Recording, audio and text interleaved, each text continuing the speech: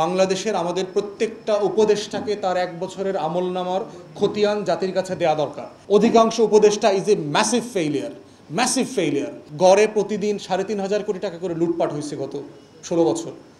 এই টাকাটা লুটপাট হওয়া বন্ধ হয়ে গেছে। ব্যাংকিং খাতে মোটামুটি ডিসিপ্লিন ফিরে আসছে।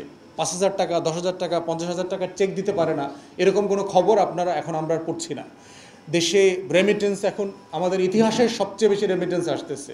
রপ্তানি প্রতি মাস থেকে মাস বাড়ছে সেক্টর ওয়াইজ, এবং প্রিটি ডিসিপ্লিন ফিরে আসছে আরএমজি সেক্টরে। তো এই কাজগুলো আপনার চলমান এবং চলমান ধারায় যতটুকু করা সম্ভব।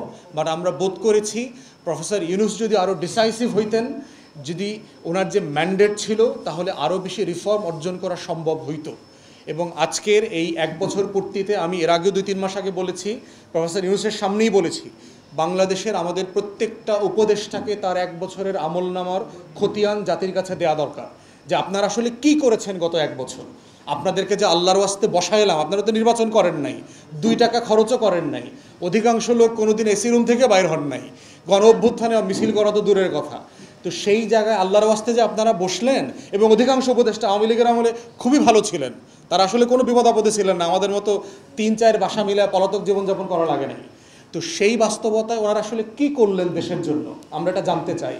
আজকেই আমাদের ব্রিফিং থেকে আমরা সরকারকে বলছি, আপনার প্রত্যেক উপদেষ্টা এবং গুরুত্বপূর্ণ প্রতিষ্ঠান যারা আছে, যেমন ধরেন বিডার চেয়ারম্যান, আমি বলার পরে বিডার চেয়ারম্যান আশিক চৌধুরী কিন্তু সে লিখিত তার আমলনামার স্ট্যাটাস দিয়েছে 9 মাস অথবা 10 মাস। আমি যখন এই বক্তব্য দিয়েছিলাম, উনি ওনার 10 মাসের আমলনামা দিয়েছে এবং বলেছে আমার সাথে দেখা হওয়ার পরে যে ভাই, বাকি কাজ আমি করছি, আমি আপনাদেরকে 1 বছরের আমলনামা জমা দিব।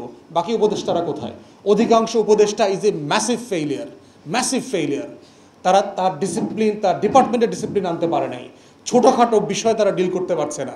আন্দোলন চলছে, এখানে দেখেন তথ্য আপারা 72 ধরে রাস্তায় চলতেছে।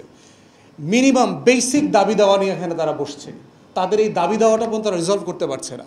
ডেকে নিয়ে মিথ্যা আশ্বাস দেয়। এক কথা বলে তথ্য আপাদেরকে, তোমাদের দাবি মেনে নিচ্ছি, আগামী সপ্তাহে সমাধান করে ফেলবো। প্রথম আলোতে পড়লাম, প্রথম আলোকে আবার মাননীয় উপদেষ্টা বলেছেন এরকম কোনো আশ্বাস দেয়নি।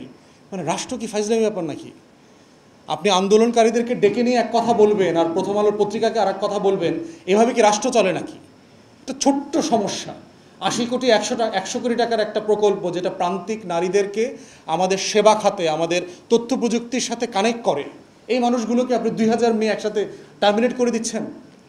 আর যেখানে নতুন প্রকল্প আনতেছেন 930 কোটি টাকার, কারণ এইখানে আর চুরি চামারি করার সুযোগ নাই।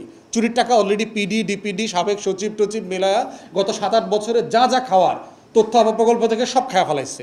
এখন নতুন প্রকল্প না আনলে আর চুরি করতে পারতেছে না।